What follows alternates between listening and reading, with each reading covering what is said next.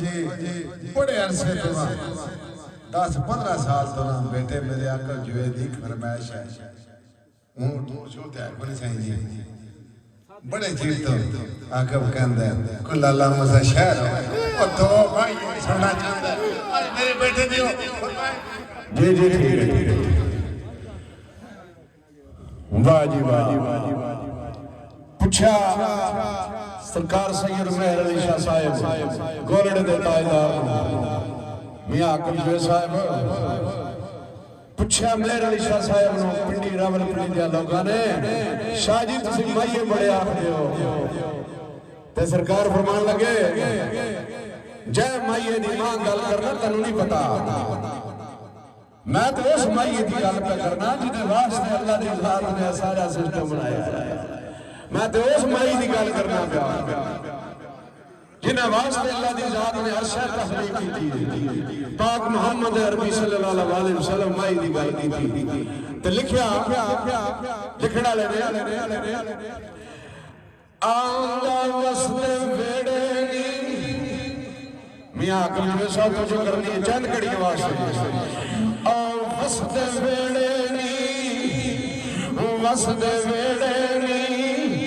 वतना ते आजा हुण साडे जोर केड़े नी वतना ते आमाईओ हुण साडे जोर केड़े नी ते लाला मुसा शहर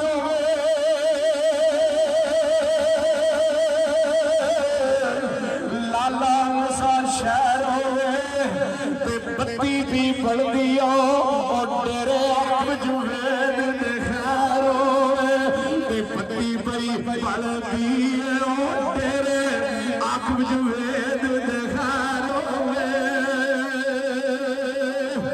ते क्या ने तुसी आए ते जाना नहीं तुसी आए ते जाना नहीं सानू भावें भुल जाइयो साडा सानू पावे भुल जाइयो साडा प्यार भुलाना नहीं देखिया ने पैक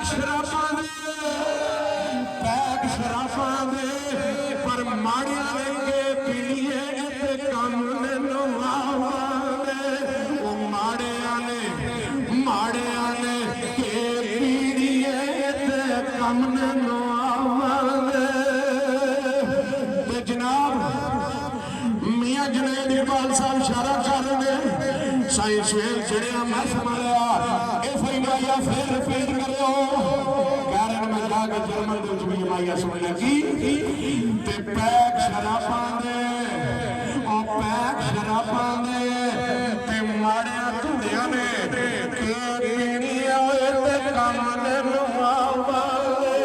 ओ माड़िया ने के पीड़िए ते कम नैनू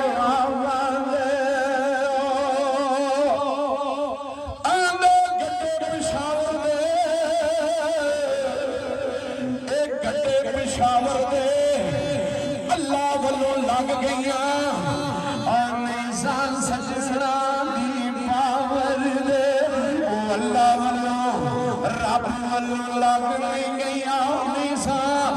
सजना दी पावर दे तेरा क्या मेरे रुमालों दे मियां हाकम जुए साहब माई वाला कहंदा रंगे गौर माइया बड़ा दर्द वाला माइया आख्या सोना से रुमाल होंदे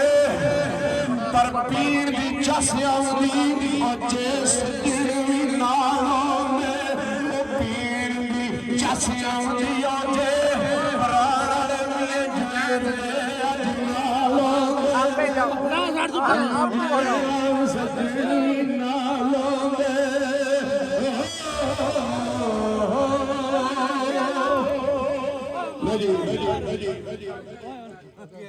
लिखा